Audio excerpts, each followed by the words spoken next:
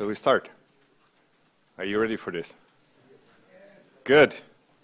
So welcome, and my name is Michael Hausenblas. I'm data center application architect at Mesosphere, and the reason why I'm a bit excited now is not only because I had that wonderful can of Red Bull down there, but as a matter of fact, we just went GA with our product, so that's why I was sitting here and looking at the Twitter stream.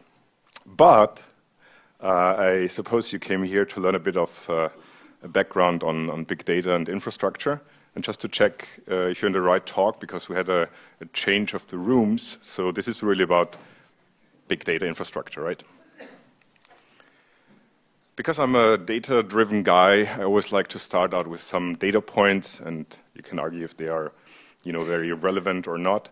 But I asked myself the question, where is Scala actually used out there in the wild? For example, in the realm of the Apache Software Foundation, and with a very simple GitHub search, you can get a bit of a feeling. There are a couple of projects there and even more artifacts that you find. Same question, where do we use within Mesosphere Scala? And you can see that quite some repositories are there. I'll come back to that at the end. As you can imagine, as a startup, we are hiring. So let me step back a bit before we go into the details of some of the components there. Ask ourselves the question, why are distributed systems really hard? So one of the things that we see over and over again is that things fail all the time, right? So you're dealing with a cluster of machines, different nodes out there, and there's a very high likelihood that something is going to fail. It could be your hard drive, there could be some communication that's going down, it could be some garbage collection going on. Things fail all the time, and rather than trying to prevent that, the general attitude over the last 10, 15 years, I believe, is more embrace failure. So do not try to prevent that, compensate in the software layer for the shortcomings of the hardware and the underlying systems you're using, because failure will happen, right? Another characteristic of distributed systems is that there are lots of moving parts around. So it starts on the node level. If you look at a certain either physical machine or a virtual machine, up to the cluster level. And I can talk out of experience when I say debugging such systems can be quite difficult, because you first need to understand where has a potential failure taken place and how does that impact the overall system. Last but not least, we typically deal with a large code base, right?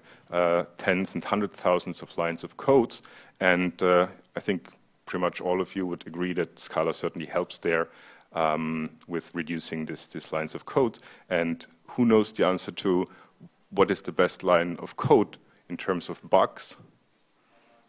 The line that hasn't been written, exactly, right? So the assumption would be that with less lines of code written, the number of bugs goes down. So I'm going to argue that, surprise, surprise, at the Scala conference, Scala is a great fit for distributed systems. On the one hand, we have the immutable data structures, we have the functional programming that helps a lot, and last but not least, there is a big deployment base of Java out there that can be leveraged. Let's have a look at each of these things in greater detail. One of the things that I really like on a microscopic level, but also on a macroscopic level, and I'll give you details in a minute, is immutable data structures. So who of you in the room has never used any immutable data structure? That's a complicated question. Right, good. Why is that important? At the end of the day, it improves on human fault tolerance.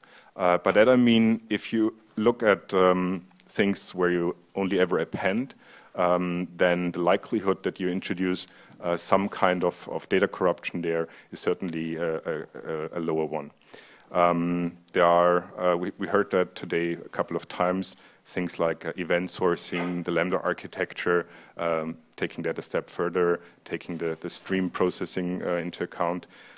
All of these things, all of these immutable data structures help us, as I said, in the microscopic level, collections in your program, or on the large scale, having, for example, the master data set in the Lambda architecture, help us to improve on the human fault tolerance. So the likelihood that someone screws up, and I'm not even talking about,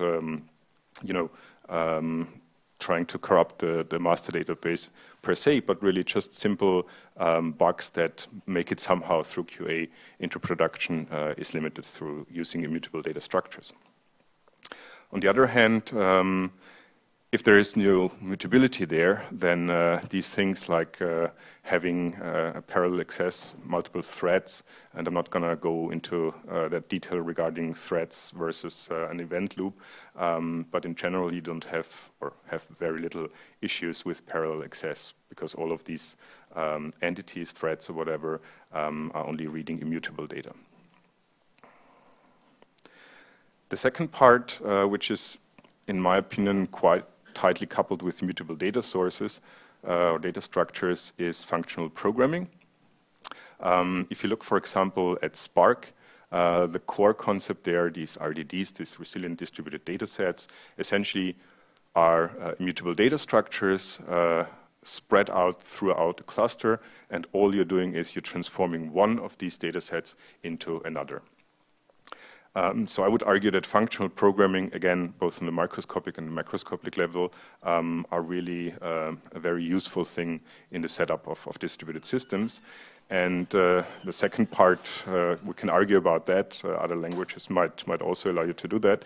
But again, in terms of sharing and maintaining the code, having elegant or at least concise algorithms and solutions is really, really very helpful. If you have a team of people and are maintaining a code base over a couple of years, then you probably thank yourself or some team member for having a concise solution.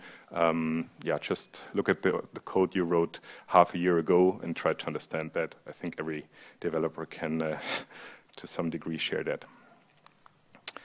Last but not least, I would argue that there is a huge potential around leveraging the current widely deployed Java code base. Now, some might argue that the Apache Software Foundation is a rather big Java shop, and I can talk from own experience that it's rather hard to initiate a new project with something like Scala from the get-go. The argument would probably be along the base, what can most people work with easily? Well, that's Java.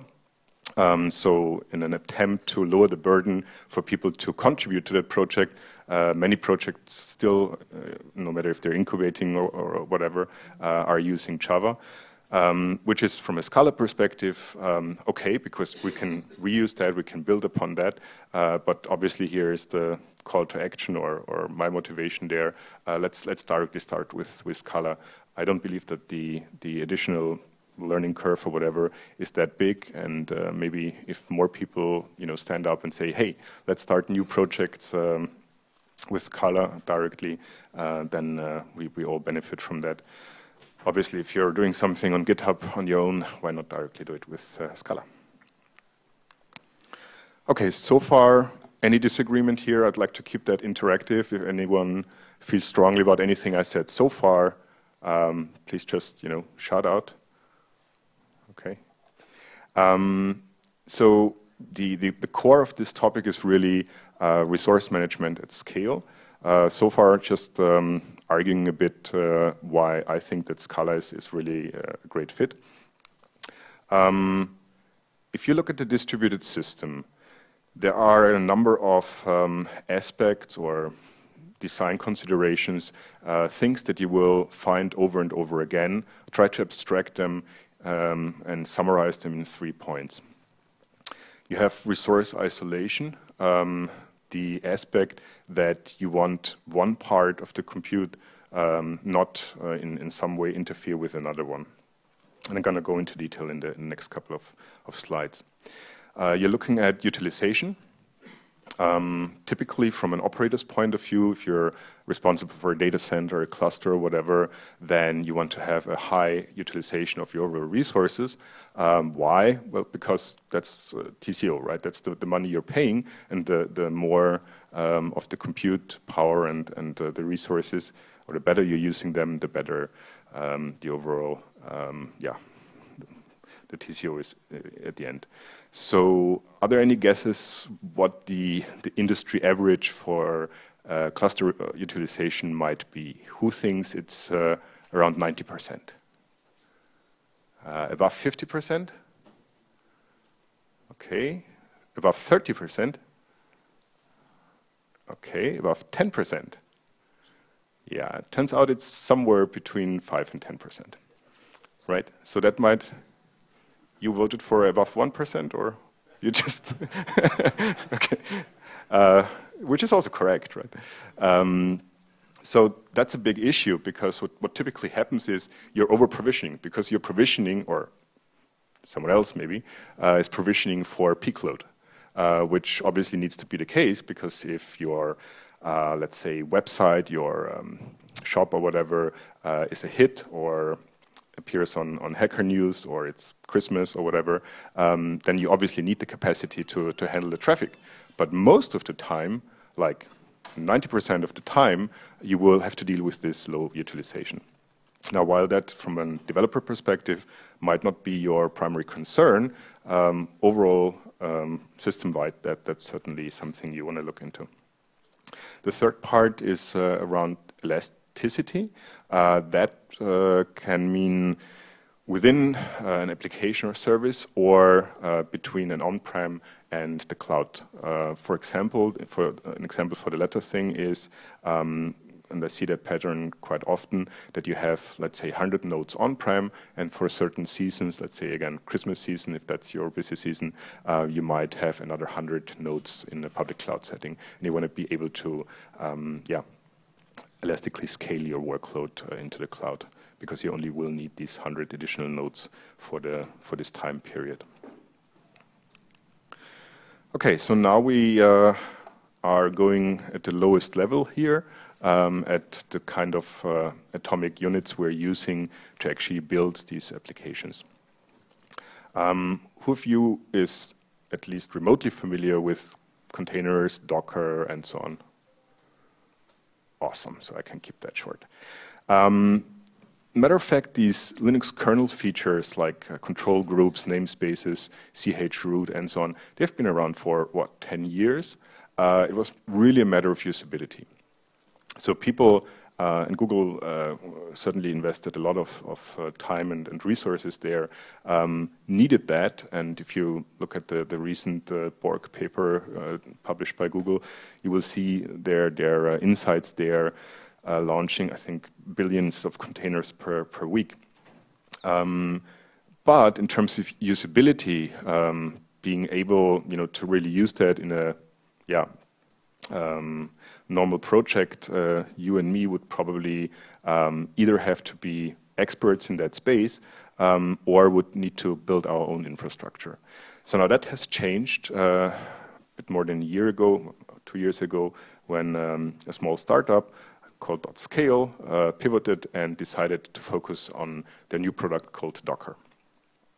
And what Docker really is, it kind of wraps and encapsulates these Linux kernel features, adds an additional management layer, the versioning, the build process, the public repository, or private repository if you want to. So makes these Linux containers really usable. They're not the only ones. CoreOS has put out a very open AppC specification and a reference implementation called Rocket. And I believe there's quite some interest and uptake there, but for the time being, I think it's fair to say that Docker is more or less the default and the standard for containers. Last but not least, don't forget, JVMs are also sort of containers. You might not have the same kind of isolation guarantees, but we see that quite often happening, that the question is, should I wrap my JVM in Docker or not, or in Docker image or not? And the answer is more often than not, no, don't do that, just use the JVM as such. It also is a matter of if you're running your stuff on virtual machines or on bare metal, but let's not forget that JVMs are, at the end of the day, also something like containers. So these are the building blocks where, if you want to use a buzzword for that, in the microservices setup, you have a certain service implemented in one or more containers. Now, what happens if you, and typically your application consists out of more than one component, if you have to launch and operate a number of these different containers together? You will very soon be faced with something we call orchestration. I've seen a number of people giving into that impulse to say, let's do that ourselves. That's not a good idea. I strongly recommend to use an orchestration, a container orchestration system where a number of people over a number of years have invested quite some time to make it robust and scalable. So there are a number of things that typically fall under orchestration. You've got workload-specific scheduling there. You've got resource allocation. You want to make sure that your resources, CPU shares, memory, disk, network, traffic, and so on, are allocated for the tasks at hand that you want to execute. And there is also an expectation that this framework is able to deal with failure. So if some container, let's say, or a certain task goes down somewhere, it is rescheduled somewhere else, maybe with potentially resolving dependencies and certain guarantees if you're dealing with, let's say, stateful services, that you expect probably that your task is restarted on a node where the data is available, your shard is available, or on the same node if the node comes back and it was not a critical failure in the sense of a disk outage or whatever. Any questions so far? Containers, orchestrations, orchestration layer clear? Cool. Now we dive a bit deeper into this resource management aspect. On the right-hand side from your perspective, the traditional request model in terms of the consumer would request something, says, I need these and these many CPU shares and 2 gigs of RAM or whatever. And you have some central entity that would provide that then. The alternative model is a 2-level scheduler that effectively offers resources. And if the consumer sees a match there, sees, these are the resources that I need to execute my task, then it will accept the offer, otherwise it will decline the offer. And that has a number of advantages, and I'm going to talk about a concrete example here that establishes or is the kernel of the distributed operating system that we are building. So Apache Mesos, if you've sat into Stu's Twitter presentation today, you might have come across that already. Or maybe a quick show of hands who has heard about Mesos already? Oh, wow. Cool. Has been around for a while. Originally from Berkeley in 2009, and has been, proven to be scalable up to a couple of 10,000s of nodes. Companies like Twitter and Airbnb, Apple has recently revealed that they're using it as a backend for Siri as well. So it's really fault tolerant and battle tested. And conceptually, if you look at that, if you look at the IaaS layer, you're really dealing with provisioning, managing machines.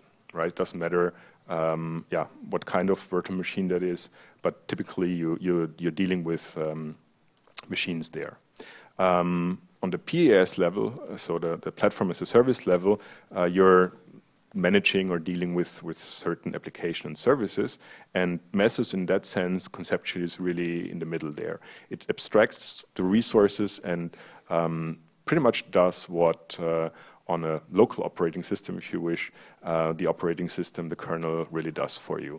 It's pretty much the same as if you are developing, let's say, an application and you have a certain thread, you don't really think about on which CPU core you're going to execute that.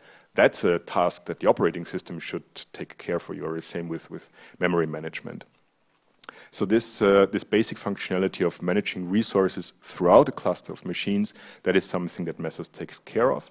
And actually, it is an example of a two-level scheduler. So it will offer resources to what we call frameworks or services. So here you have it. You have the master, which is this producer in the initial figure that knows about the overall state of the cluster, of the resources available in the cluster. And you have these, for example, Marathon, I come back to that, Hadoop, Spark, whatever, scheduler that together with the slave process or executors on the slaves make up the consumer of the original first figure.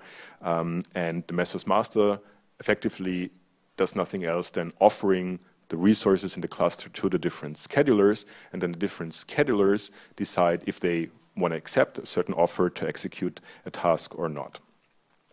The big advantage there is that because the Mesos master is a very, very lightweight, small thing there, it doesn't try to anticipate any potential workload you might have.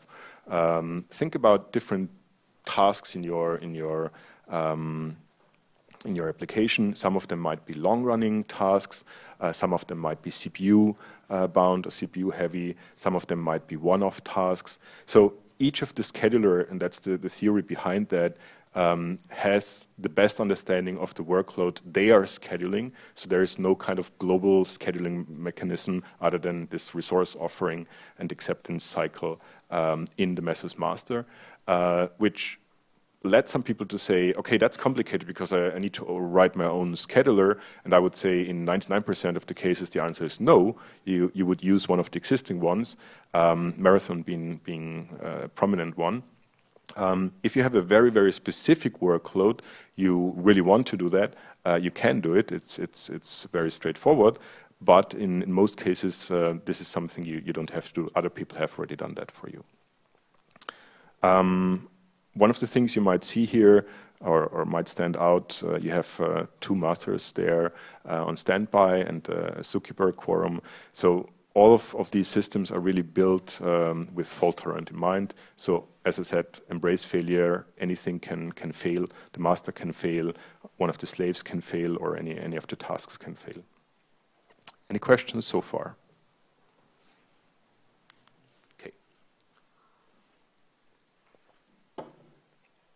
So the Scala reference is Spark, in case you're wondering. Apparently still someone using something else down there. The basic assumption here is that if you're running different kinds of workloads, in the uppercase, that's a Hadoop workload where you have map and reduce phases. Let's say that's the CPU utilization. Then you might have a Spark job, and you have some Ruby or whatever. And if you look at those utilization charts over time in separation, then you see that the average utilization is not that great. However, if you can combine them, if you can run these different workloads that show different usages in terms of the CPU, in terms of memory, network, and so on, if you can combine them, then the overall utilization of your cluster will increase. Obviously, you still need to guarantee the isolation, that each of these different workloads and the tasks within do not interfere with each other. Now we're going up the stack a bit and looking at a framework that allows us to execute long-running tasks. Marathon really, it's a sort of PAS if you want. It introduces the level of abstractions of applications and groups of applications and dependencies between these applications. In a simple case, you could, for example, say if you have a front end and a database, you want to make sure that the front end is only started when the database is already available. And that together would be a group in the dependency between the front end and the database.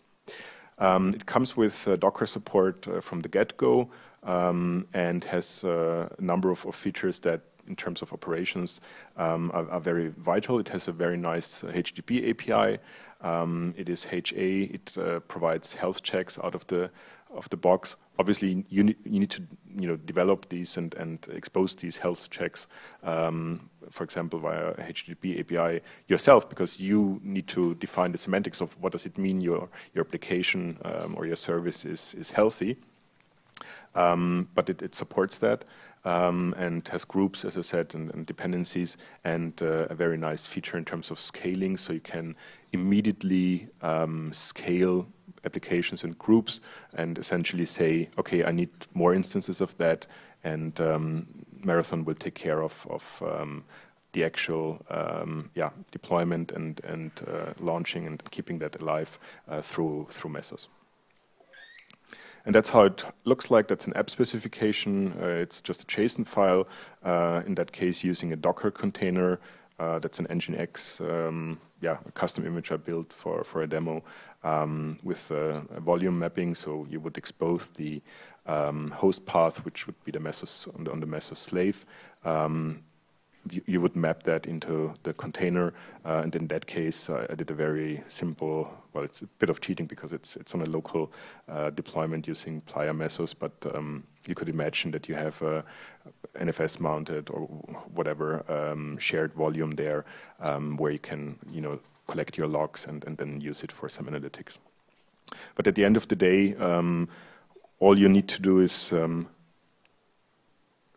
up here, specify, okay, how many instances do I want of this Docker image to be run, providing certain CPU and memory specifications, and some configurations that you could either do within the Docker image or through the Marathon app spec. And then you would launch that through the HTTP API, for example, and then you can do health checks on that, and Marathon will keep that service up. If it goes down, it will relaunch it, and so for any kind of long-running service, could be something stateless like a web server or application server, or infrastructure things, stateful things, Cassandra or whatever, or Kafka. Marathon is a great fit. Spark, for example, is also typically launched through Marathon. That's just a screenshot of the Marathon web UI. It's, I think, to learn Marathon, it's a very nice way. As you can imagine, if you're dealing with hundreds and more of applications, this UI might not be the best way to go about that. Everything is exposed via the HTTP API, so in a production environment, I would probably, it is sometimes used to get a quick impression, but typically you would use the HTTP API. But yeah, for testing and getting started, the web UI is certainly very useful. And you can do all these things like scaling, destroying an app, and so on through the web UI. Now, this is mentally a bit of a leap here. If you remember earlier on when we talked about different workloads, workload-specific scheduling and orchestration, there's one category or one class of applications that is Hadoop or big data specific, which is around Yarn. Yarn being born out of this Hadoop ecosystem, a resource manager for pretty much anything and everything that you get there, from MapReduce over Spark and so on and so forth. And if you want to run these together in a Mesos cluster, or you want to run these big data workloads in a Mesos cluster, then you probably want to have a look at Apache Myriad. It's currently incubating. A couple of people from eBay, Mapper, and Mesosphere have initiated that. And the motivation is a bit like that. If you have a dedicated Mesos cluster and a dedicated Yarn cluster, then you are not very flexible in terms of the partitioning. You need to manually move servers or instances from the one to the other. What we really want is this, so running Yarn under Mesos or directly on Mesos, and that allows for dynamic partitioning. So let's say during the day, you're mainly serving your web traffic, and the analytics part, let's say, for example, Spark, only runs at, I don't know, 10% or 20% of the overall cluster resources. And at, I don't know, 6 at night, you want to move or want to give this Spark cluster more resources. So that's easily possible with Myriad, because it's effectively allowing you to do this dynamic partitioning out of the box. I'm not going to go into great detail around how that actually worked, but if you are interested in that, I just put it into the slides for the sake of completeness here. But effectively, what it does, it launches the node manager and communicates it. So Yarn is not really directly aware of what's going on there. There are no big rewrites necessary. You should be able to run all your existing Yarn applications directly there. And yeah, as I said, especially if you have a big data setup there, if you have anything that you currently are running already under Yarn, then Myriad is a very good choice. And it's still early days, so it's incubating currently at Apache, but you can soon expect to hear more about Myriad. Okay, and that's the reason why I'm still so excited. That's our flagship product. That's the DCOS, the Data Center Operating System. And what we essentially did is taking all these different components, Mesos as the kernel, and Marathon and Chronos and many other things, and bundle it together in this kind of distribution and making it available. So conceptually, what is the DCOS, or Data Center Operating System? Well, if you look at I'm not expecting you to read that. There is a link there if you want to. It's just a Google Docs. If you have a local operating system, something like Linux, for example, you have a number of different functionality there: kernel, scheduler, main memory management, file system, access control, networking, and so on and so forth. And for each of these local functionality, you will expect something in the DCOS. So essentially, taking all the functionality and all the things that need to be controlled and managed, pulling that together into something that runs across a cluster of machines, and that establishing what we call the data center operating system. As I said, effectively it's a distributed operating system that captures all these common tasks that you would expect, so that you, in your application, can actually focus on the business logic. And as a matter of fact, Spark actually came out of that.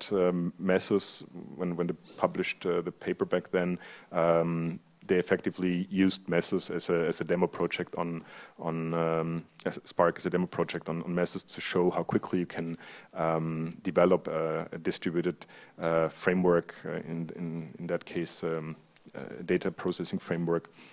So Mesos being really the kernel of this distributed operating system, and then you have a number of components that have equivalent functionality in the local operating system. And that's the overall architecture, really. So you have the level of the machines. The DCOS doesn't really care or is agnostic to if that's something bare metal in your data center, if that's a virtual machine, public node, public instance in the cloud. It just assumes a bunch of machines there. And as I said, the DCOS kernel, Apache Mesos, makes sure that all these different machines, effectively to you as a developer, look like one big computer, one big thing that you can use. So there has been this saying or this line, pets versus cattle. So in the days up to now, people in ops people would look at their machines and treat them like pets, right? They would have names and they would care about each and every machine. And in this new world, you really treat your machines as cattle. They're all equal. You don't really care if one or more of them goes down. And that's actually a a line that was coined by Google guys, I believe, in the beginning. And this has, seen quite some uptake. And this is really the core idea behind the DCOS and Apache Mesos. And you would have a number of orchestration frameworks, Kubernetes being one of that, a Google-led open source initiative. We're also contributing there quite heavily. Marathon, Chronos for batch jobs and so on, Spark, and many other stateful and stateless orchestration services. And then you would have a number of, on the application layer, obviously your own application would also be there, and there is the DCOS UI and command line interface that allows you to install packages and update them, scale them, and so on and so forth. So that's effectively the face of the DCOS, if you want, the UI. You see the overall CPU allocation, memory allocation, task failure rate, how many tasks are running, how many nodes are there, and that's from an ops point of view, that's effectively all you need. You really want to have an overall view on how your system is doing. On the service level, you would then have one or more of these services or frameworks installed. As I said, Marathon per default. What have we here? Chronos and HDFS and Kafka and Chrome. Chronos mentioned already. So effectively, you would have a number of system services, if you wish, that you could use in your applications. Some of them, as I said, Marathon being quite central because any kind of long-running task would be launched through Marathon. Some of them might be quite specialized, but again, from an operator's point of view, you're looking at your overall utilization and do not really care where a certain task is actually running, and DCOS takes care of the details there. Okay, wrapping up. So I hope I made the point that Scala is a great fit for distributed systems at large. And by the way, we are using Scala quite heavily in Mesosphere as well. Given that we are, since an hour ago, in GA, I can now say, try out the product. It's out of public beta. Or if you have any questions regarding DCOS, I'm around here. And last but not least, we're hiring. And if you have a Scala background, especially, you're more than welcome to check out our site and or hit me up after the talk. Okay, thanks a lot.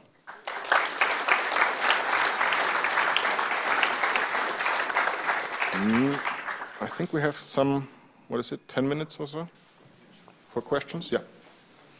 Any questions? Yeah.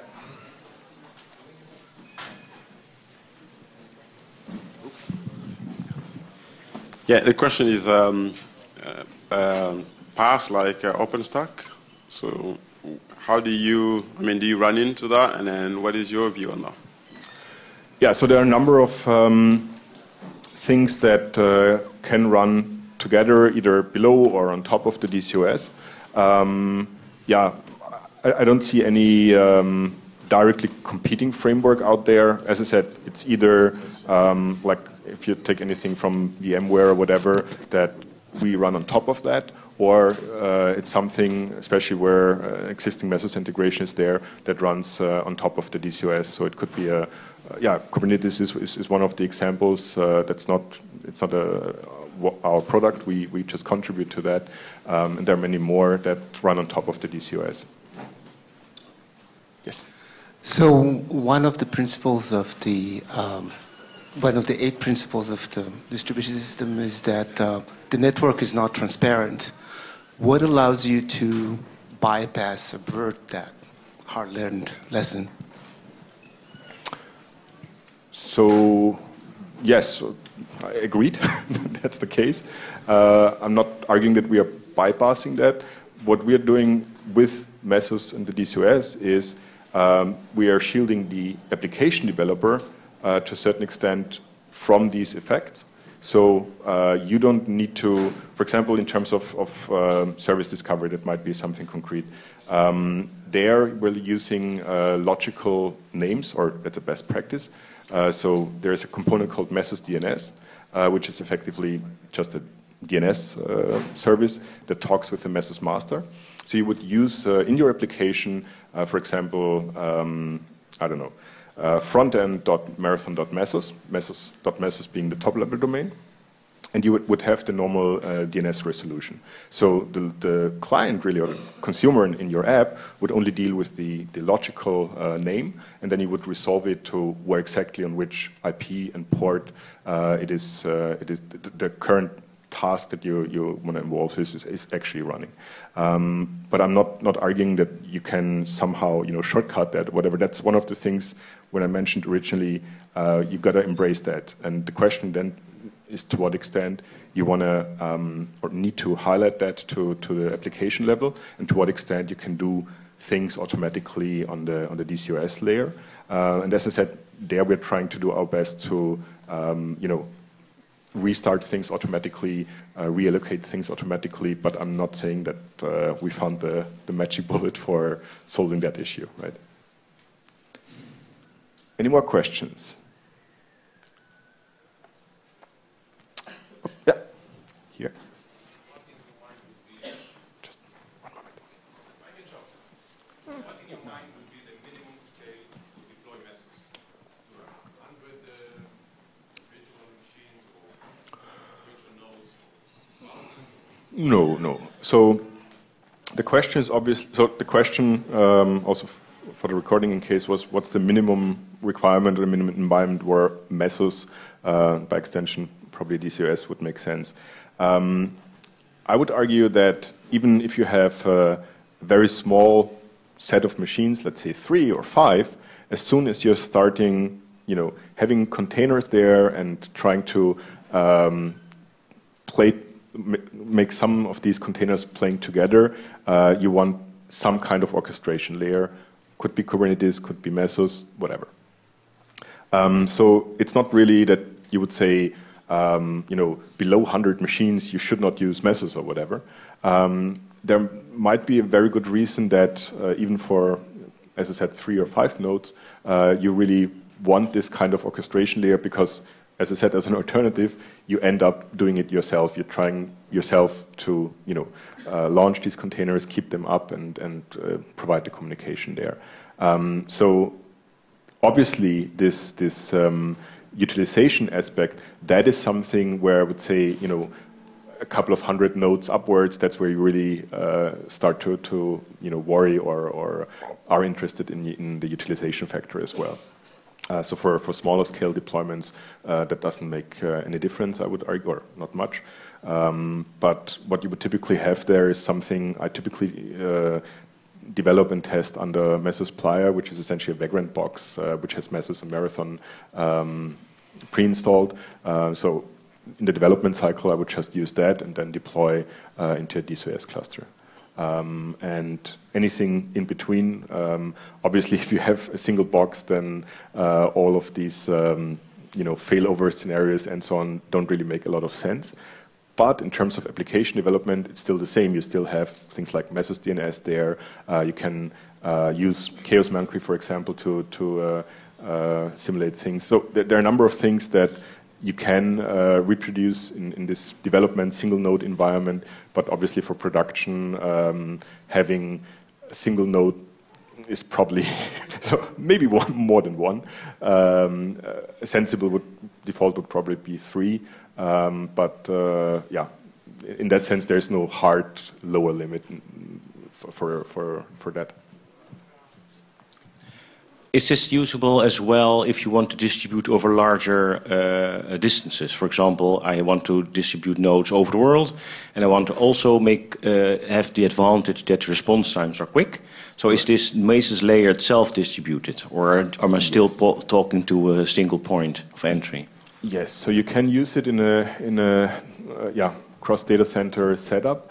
I would argue that at some point in time, so if you have static resources to deliver, then you would really need to have a closer look at, is a content delivery network more beneficial than that setup? But you can certainly use Mesos across data centers, and so we've seen that, and it's effectively then just a matter of how you set up, for example, things like Marathon or Kafka. I can share a pretty interesting story, I think, from LinkedIn around their Kafka setup as well. How they did that there, but effectively, yeah, it's possible, and it's just a matter of certain things in terms of latency. You probably don't want to have across clusters. Others, yes, and there's always the question, as I said, in terms of if you want to be close to your customer, CDNs are probably, yeah, the default way, I would argue. Right. Somewhere along more distance. Right. It's just I had that question already once in terms of this CDN functionality, and I would argue a pure, having static resources quickly distributed, being close there, a standard, CDN would probably be a better choice. We have one more here. Yeah, I was wondering how much does it cost? And what's the comparison with the community edition? Right. So how much does it cost? That's very simple to say. Nothing. So the community edition that is available on AWS and very soon following Azure and Google Compute is for free. So you can go there. Well, obviously you're still paying for the EC2 instances. That's something we don't take care of. But the community edition as such is for free. The enterprise edition that also allows to deploy it on-prem, that's something where, luckily, I'm just in DevOps relations, so I always refer to our friends or colleagues in sales for questions like that. The enterprise edition comes with a number of other things in terms of security, monitoring, logging, and so on, that for deployment behind the firewall are pretty essential. But the community edition, which is available on the cloud, is for free. Any more questions? Yeah. The community edition is not secure by default then, or you just use the AWS security rules? Yes, so you would typically use the security. So the standard setup, what I've seen so far is, you have the VPN setup, you have the security groups. You would probably only expose, I'm not even sure if you really want to expose the Marathon stuff outside. So you would really have the whole system pretty much locked down using the underlying IaaS infrastructure there. What I mean by that is that there are a number of things like on-the-wire encryption, for example, access control throughout, and so on. There are a number of things that you probably want, if you deploy it on-prem, that you want to integrate with your current systems. Might be Kerberos, LDAP, whatever you have, and that kind of functionality is lacking in the community edition, because of the assumption that you're going to run it anyways in the cloud, and you have an underlying infrastructure layer that takes care of most of the things there. Okay. Any more questions? Going once, going twice. Thank you.